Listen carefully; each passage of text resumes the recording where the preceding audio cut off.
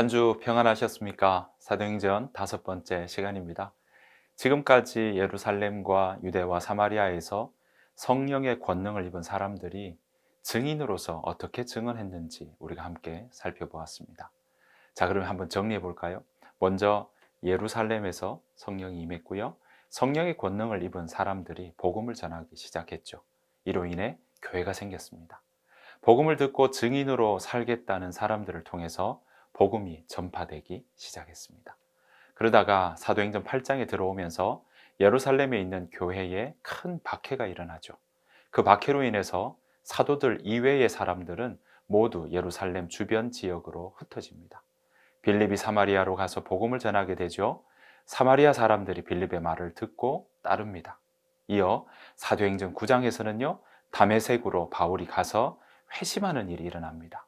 그때 베드로는 욥바를 거쳐서 가이사랴로 가고 거기에서 고넬료를 만나게 되죠. 자, 그리고 11장으로 넘어오면 어떻습니까? 다시 예루살렘으로 돌아오게 됩니다. 자, 이렇게 스데반의 순교로 흩어진 사람들이 복음을 전하고 그곳 사람들이 복음을 받아들입니다. 특별히 사도행전에서 8장부터 12장에서의 사건은요, 처음에는 예루살렘에서 집중된 시선이 8장에서는 사마리아로 이동하게 되고요, 9장에서는 가이사랴 지역으로 가더니 10장에서는 다시 예루살렘으로 오면서 계속 그 시선이 움직입니다. 여러분, 이것은 무엇을 의미할까요? 누가가 전하고 싶은 것은요, 성령 하나님께서 동시다발적으로 일하고 계신다는 겁니다. 예루살렘뿐만 아니라 사마리아 여러 지역에도 성령 하나님이 역사하고 계시며 앞으로 더 다른 곳까지, 다른 지역까지 일하신다는 것을 내포하고 있습니다. 사도행전에 나오는 이야기가 초기 교회 역사 전체는 아닙니다. 하지만 성령께서 어떻게 일하셨는지, 증인들은 어떻게 복음을 전했는지 우리가 함께 살펴볼 수 있습니다. 자, 이제 사도행전 13장으로 접어들었는데요, 여기서부터는요, 바울의 전도 여행이, 전도 여정이 전개됩니다. 바울은 총 5번의 전도 여정을 가는데요, 사도행전에서는 4차 전도 여행까지 나옵니다. 오늘은 바울이 갔던 1차 전도 여정을 함께 따라가 보겠습니다. 1차 전도 여정은요, 사도행전 13장 1절부터 14장 28절까지 나옵니다. 바울의 1차 전도 여정의 기간은요, 주후 48년 내지 49년 이 사이로 짐작이 됩니다. 한 2년 정도 보고 있고요. 먼저 사도행전 13장 1절부터 3절까지 보면 안디옥 교회에서 1차 전도 여정이 어떻게 시작되었는지 알 수 있어요. 사도행전 13장 1절 읽겠습니다. 안디옥 교회에 선지자들과 교사들이 있으니 곧 바나바와 니게르라 하는 시므온과 구레네 사람 루기오와 분봉왕 헤롯의 젖동생 마나인과 및 사울이라. 2절 주를 섬겨 금식할 때에 성령이 이르시되 내가 불러 시키는 일을 위하여 바나바와 사울을 따로 세우라 하시니 이에 금식하고 기도하고 두 사람에게 안수하여 보내니라. 아멘. 여러분, 안디옥에서 바나바와 사울을 이제 파송했습니다. 그런데 이것은요, 안디옥 교회가 계획한 것이 아니라 성령이 지시하신 것이다. 우리가 함께 조금 전에 말씀 읽으셨죠? 예, 그렇게 볼 수 있습니다. 안디옥 교회는요, 금식하고 기도하면서 바나바와 사울을 따로 세워서 두 사람에게 안수하여 파송했던 것이죠. 여러분, 여기서 잠깐 사울이라는 이름과 바울이라는 이름에 대해서 정리하고 가겠습니다. 우리는 늘 바울 합니다. 또 사울이 변하여 바울이 됐다, 이렇게 이야기하는데요, 그 의미가 무엇인지 보면요, 사울이라는 이름에서 바울이라는 이름으로 바뀌는 장면이 나옵니다.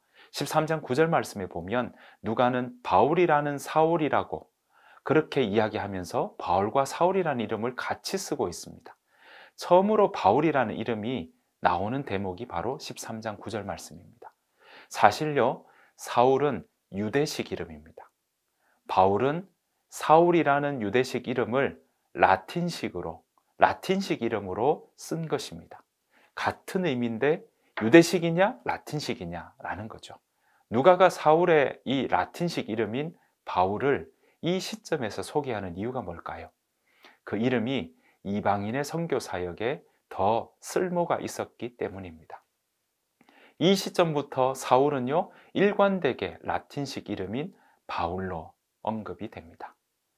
자, 이제 우리 1차 전도 여정을 나서 보겠습니다. 13장 4절에서 바나바와 바울의 첫 여정이 이렇게 나옵니다. 사도행전 13장 4절 말씀입니다. 두 사람이 성령의 보내심을 받아 실루기아에 내려가 거기서 배 타고 구브로에 가서 안디옥 교회에서도 성령의 인도하심으로 바나바와 바울이 세워졌지만 두 사람의 증언을 위한 첫걸음도 성령의 보내심을 받아서 갔습니다. 바나바와 사울은요, 구브로를 이방인의 선교의 첫 목적지로 삼았어요. 여러분, 구브로는요, 키프로스 또는 사이프러스라고 부릅니다. 이 사이프러스는요, 제주도 면적의 5배 정도 된다고 해요. 구브로는 특별히 바나바의 고향이었습니다. 게다가 사도행전 11장 19절에 보면 이렇게 나옵니다. 그때에 스데반의 일로 일어난 환란으로 말미암아 흩어진 자들이 베니게와 구브로와 안디옥까지 이르러 유대인에게만 말씀을 전하는데 라고 나옵니다. 그러니까 기독교로, 그리스도교로 회심한 사람들이 이미 구브로에는 있었다는 이야기입니다. 사울과 바나바는요, 구브로의 동쪽에 위치한 해변 도시 살라미에 도착해서 여러 회당에서 하나님의 말씀을 전했습니다. 이때 마가 요한은요, 바나바와 사울의 수행원으로 함께 갑니다. 바나바와 사울은 구브로의 동쪽 끝 살라미에서 서쪽 끝 바보로 이동하면서 복음을 전했습니다. 동쪽에서 서쪽까지 그렇게 전했던 거죠. 구브로에서 기억할 만한 사건은요, 바보에서는 사울과 이 바예수의 대결입니다. 바예수, 곧 엘루마라는 이름은요, 유대인의 거짓 선지자 및 마술사였던 것입니다. 바나바와 사울을 대적해서 서기오 바울이 회심하지 못하도록 방해했던 것이죠. 자, 바울은요, 성령이 충만해서 마술사 바예수를 주목하고 책망했습니다. 바울의 책망에 그는 맹인이 되는 일이 생겨버렸죠. 이후로 서기오 바울 총독의 도움으로 이 구브로에서 복음을 전하는데 전혀 어려움이 없었습니다. 자, 이제 바울과 바나바 그리고 마가 요한은요, 구브로에서 배를 떠나서 배를 타고 밤빌리아 버가라는 곳으로 가게 됩니다. 밤빌리아 버가는 소아시아 지방 남부의 중간 해변에 있습니다. 그런데 버가에 도착하자마자 마가 요한이 그들을 떠나 돌아가 버렸습니다. 무슨 이유인지는 확실히 나오지 않아요. 다만 의견이 맞지 않아서 더 이상 함께하지 않았다는 사실입니다. 바울과 바나바는 버가에서 비시디아 안디옥으로 가게 됩니다. 여기서 비시디아 안디옥은요, 처음 전도 여행을 떠났던 수리아 안디옥과는 다릅니다. 마치 우리 지역 중에 경기도 광주, 전라도 광주와 같은 거라고 생각하시면 됩니다. 참고로 비시디아, 수리아라는 말처럼 이런 단어 끝에 이야라고 하는 단어가 들어가면요, 그 의미가 큰 땅이라는 의미가 들어있어요. 바울과 바나바는요, 비시디아 안디옥에서 안식일을 맞아 회당에 들어갔습니다. 회당에서 복음을 전했고요. 바울과 바나바의 주요 전략은요, 각 도시로 가서 도시에 있는 회당에서 유대인들에게 복음을 전하는 것이었습니다. 바울은 시편 2편 1절 2절 말씀과 7절 말씀을 인용해서 예수 그리스도의 부활을 선포합니다. 구약 성경을 들어 다윗에게 약속하신 이스라엘을 위한 구주가 바로 예수 그리스도라고 밝히고 있는 것이죠. 그리고 죄 사함에 대해서 설명하기 시작했습니다. 바울의 선포는요, 이런 복음 선포는 사람들의 호기심을 막 불러일으켰습니다. 사람들은 바울과 바나바에게 다시 말씀을 전해달라고 부탁할 정도였으니까요. 그 다음 안식일에는요, 사람들이 더 많이 모이기 시작했습니다. 수많은 사람들이 회당에 모여들었던 거죠. 바울의 선포가 성공적인 결과를 내자 유대인들은요, 반대하는 유대인들은 시기가 가득해서 바울을 반박하고 비방했습니다. 바울의 적대적인 환경에도 굴하지 않고 이 담대하게 바울은 복음을 전파하며 유대인들의 반박과 비방에 맞섰습니다. 유대인들이 복음을 거부하자 바울과 바나바는요, 이방인들에게 복음을 전하기로 결심했습니다. 이때부터 바울과 바나바는 이방인들에게 복음을 전하게 됩니다. 사실 바울의 전도 여행은 주로 유대인들에게 먼저 전하려고 했던 거거든요. 비시디아 안디옥에서 약 2주 동안 복음을 전한 이 바울과 바나바는요, 이고니온으로 이제 이동했습니다. 사도행전 14장 1절에 보면 이고니온에 도착한 바울과 바나바는 회당에 들어가 복음을 전하는 장면이 나옵니다. 여러분, 이고니온이라는 도시는요, 해발 1000m 고원지대에 위치하고 있습니다. 앞서 바울은 복음을 이방인들에게 전하겠다고 다짐했지만 동족인 유대인들에게도 그들에게도 복음을 전하는 것을 포기하지 않았습니다. 유대인에게 복음을 전했을 때, 또 그 유대인들에게 복음이 전해졌을 때 사람들은 복음을 따르는 자와 거부하는 자로 나뉘어졌습니다. 복음을 거부하는 유대인들은 이방인들을 선동하여서 바울과 그 일행에게 반감을 품게 만들었어요. 그럼에도 바울과 바나바는 그 도시에 오래 머물렀습니다. 주님께서는 가시적인 표적과 기사가 나타나도록 함께 하셨죠. 바울 일행이 전하는 복음 선포를 확정해 주시는 일들을 주께서 해주셨습니다. 그러나 유대인과 선동된 헬라인 그리고 관리들은 바울 일행을 모욕하며 돌로 치려고 했습니다. 이런 다급한 상황에 처하자 바울 일행은 피신하게 되었던 것이죠. 여러분, 피신하는 중에도 복음 전하는 일을 이 바울 일행은 포기하지 않았습니다. 바울은 이제 목숨을 노리는 대적자들을 피해서 루스드라로 가서 복음을 전했습니다. 바울이 회당에 들어갔다는 그런 언급이 없는 것으로 보아서 루스드라에는요, 유대인 회당이 없었던 것으로 우리가 짐작해 볼 수 있습니다.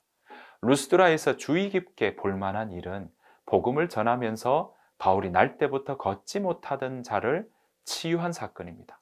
여러분, 걷지 못한 사람 치유한 일은 예수님께서도 하셨고요. 또 사도행전 3장에 누가 합니까? 예, 베드로도 했습니다.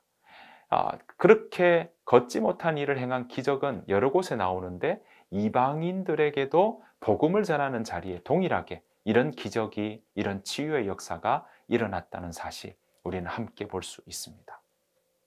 자, 바울이 행한 기적으로 인해서 루스드라의 이방인들은요, 바울과 바나바를 각각 스스와 흠에, 즉 제우스와 헤르메스로 그렇게 생각을 했습니다. 신으로 여겼다는 겁니다. 그 지역에 내려오던 전통 중 하나였어요.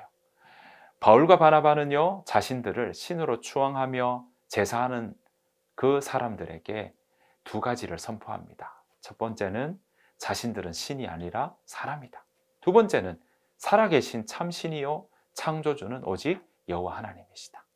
유대인들에게는 구약 성경을 인용하며 복음을 전하던 이 바울이 루스드라에서는요, 오히려 복음을 듣지 못한 이방 사람들에게 창조 세계를 통해서 하나님이 계시다는 것을 선포했습니다. 그리고 헛된 일, 그러니까 우상을 버리고 살아계신 하나님께 돌아와야 된다라고 그렇게 회개를 촉구했던 것입니다. 이때 디모데 가족도 여기서 루스드라에서 만나게 되었던 것입니다. 루스드라에서 복음을 전하던 바울은요, 유대인들의 강력한 저항을 받게 됩니다. 이 유대인들은 바울을 해하려고 비시디아 안디옥과 이고니온에서 넘어온 사람들인데요, 그 거리가 자그마치 160km나 됩니다. 그런데 이 거리를 쫓아오게 된 거죠. 루스드라까지 쫓아와서 방해를 했던 겁니다.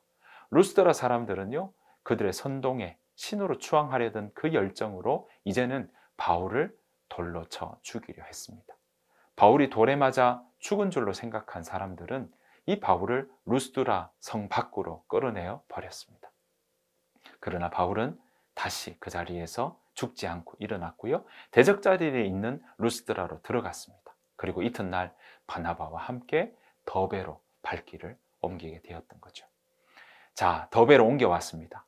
더베는요, 해발 900m가 넘는 고원의 조그만한 그 언덕 위에 있던 도시입니다. 바울은 부상이 심각했음에도 불구하고 더베로 옮겨가자마자 또다시 복음을 전했습니다. 더베는 바울과 바나바가 1차 전도 여행 중 핍박을 받지 않은 유일한 마을이었습니다. 그곳에서 많은 사람을 제자로 얻은 바울은요, 이제 새로운 지역을 개척하기보다 그동안 자신이 세운 교회들을 다시 방문하기로 결정했습니다. 여러분, 바울이 쉬운 길을 가려고 결정했다면요, 이 더베에서 타우루스 산맥을 통해서 길리기아 관문을 통해서 바로 자신의 고향인 길리기아 다소로 갈 수 있었습니다. 하지만 바울은 가깝고 쉬운 길을 뒤로 하고 자신을 죽이고자 했던 자들이 있던 그곳으로 다시금 발걸음을 옮겼던 것입니다. 바울은 지금까지의 여정을 거슬러 루스드라, 이고니온, 비시디아 안디옥에 있는 교회들을 찾아가서 제자들의 마음을 굳게 하는 사역에 집중했습니다. 바울이 제자들에게 그렇게 한 격려는 딱 두 가지였습니다. 하나는 이 믿음에 굳게 머물러 있으라 라는 권면이었고요. 또 다른 하나는 그리스도인이 환난에 대해 어떻게 대처해야 하는지에 대한 권면이었습니다.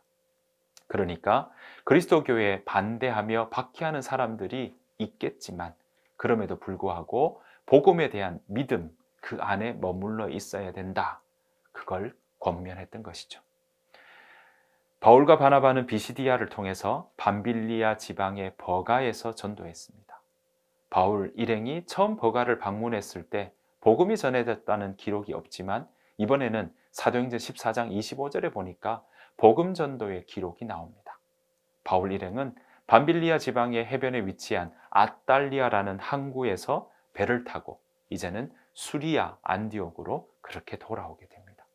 바울과 바나바는 여정 중에 하나님이 어떻게 행하셨는지 그 기적들과 이방인들에게 복음이 전파된 과정을 사람들에게 보고했습니다. 자, 여기까지가 바로 1차 전도 여정의 모습입니다.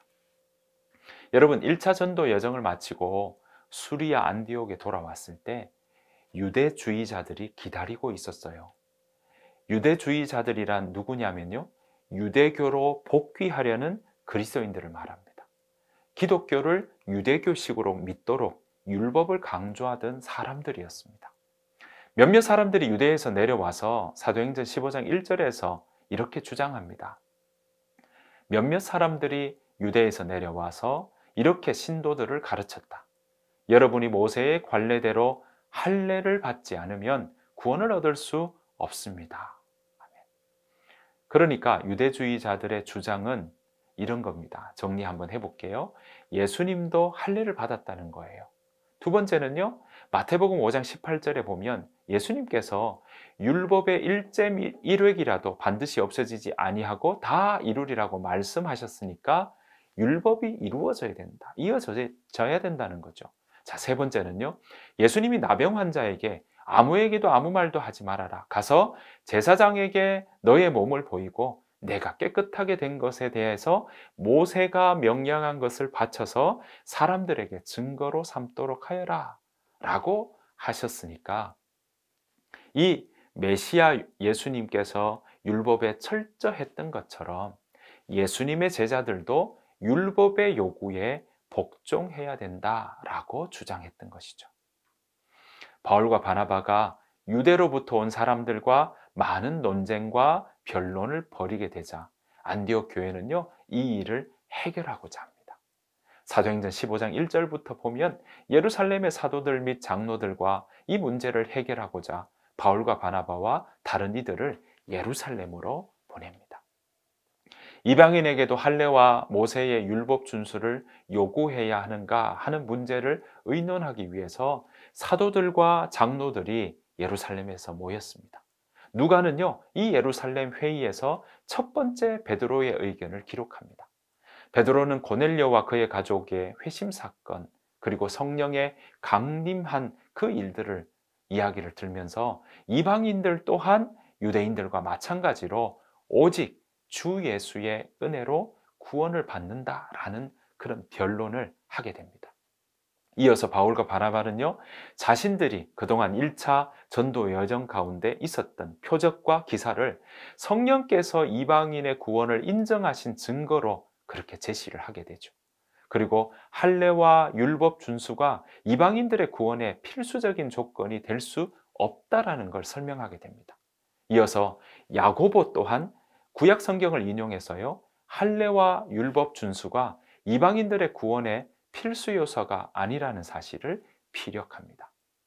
결국 이방인들의 구원 문제에 있어서는 이 할례와 율법 준수가 더 이상 필요가 없다.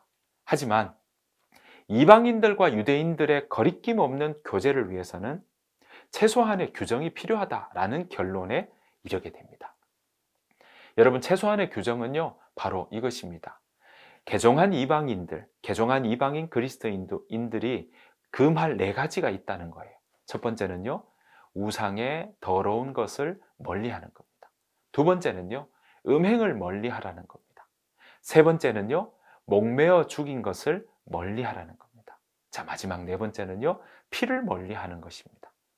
여러분, 이들 4가지는요, 이방인들이 유대인들과 함께 회당에서 교제를 누리기 위해서 지켜야 할 최소한의 규례였습니다. 그들은 결정된 사항을 편지로 써서 안디옥 교회에 통보하여서 더 이상 혼란이 없도록 했습니다. 그 편지의 내용이 사도행전 15장 22절부터 30절까지 나옵니다.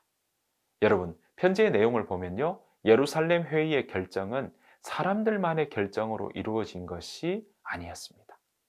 이 모임에도 성령님의 개입이 있었던 것이죠.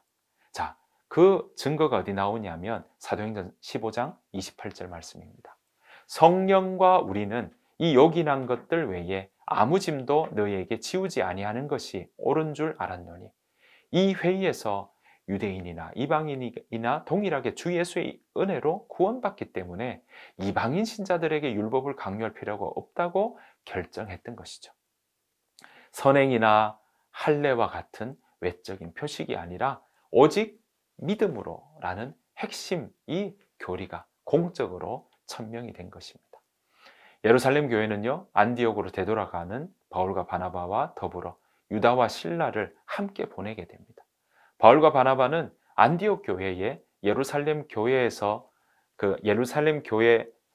회의에서 보낸 편지를 전하면서 형제들을 권면하고 또 그들을 굳게 세웠던 것이죠. 바울과 바나바는 계속해서 안디옥에서 주의 말씀을 가르치며 전파하는 일을 멈추지 않았습니다. 이때 그렇게 멈추지 않은 그 과정 속에 바울은요, 수리아 안디옥에 머무르면서 갈라디아 지방, 지난번 1차 전도 여정을 했던 그 지역으로 편지를 써서 보냈던 것입니다. 그 편지가 바로 무엇이냐? 갈라디아서입니다. 그래서 갈라디아서 2장 16절에 바울은 이렇게 적고 있어요. 사람이 의롭게 되는 것은 율법의 행위로 말미암음이 아니요 오직 예수 그리스도를 믿음으로 말미암는 줄 알므로 우리도 그리스도 예수를 믿나니 이는 우리가 율법의 행위로서가 아니고 그리스도를 믿음으로써 의롭다함을 얻으려 함이라. 율법의 행위로서는 의롭다함을 얻을 육체가 없느니라. 아멘. 여러분, 이어서 바울은요, 갈라디아서 2장 20절에 이렇게 고백합니다. 여러분 잘 아시는 구절입니다. 한번 같이 해보실까요? 내가 그리스도와 함께 십자가에 못 박혔나니 그런즉 이제는 내가 사는 것이 아니요 오직 내 안에 그리스도께서 사시는 것이라. 이제 내가 육체 가운데 사는 것은 나를 사랑하사 나를 위하여 자기 자신을 버리신 하나님의 아들을 믿는 믿음 안에서 사는 것이라. 아멘. 자, 여러분, 이런 믿음의 고백들을 그들에게 보냈던 것이 갈라디아였습니다. 여기까지가 바울의 1차 전도 여행과 연이어 있었던 예루살렘에서 회의했던 그 과정과 결과를 함께 살펴보았습니다. 바울과 바나바가 증인으로서 복음을 전하는 첫 전도 여정, 여러분 어떻게 보셨습니까? 이 여정에는요, 성령은 여전히 동행하셨고 역사하셨고 가는 길마다 하나님 함께 하셨다는 사실 우리는 볼 수 있었습니다. 오늘 강의 여기까지 하겠습니다. 이번 한 주 성령 하나님과 동행하시기를 간절히 축복합니다. 감사합니다.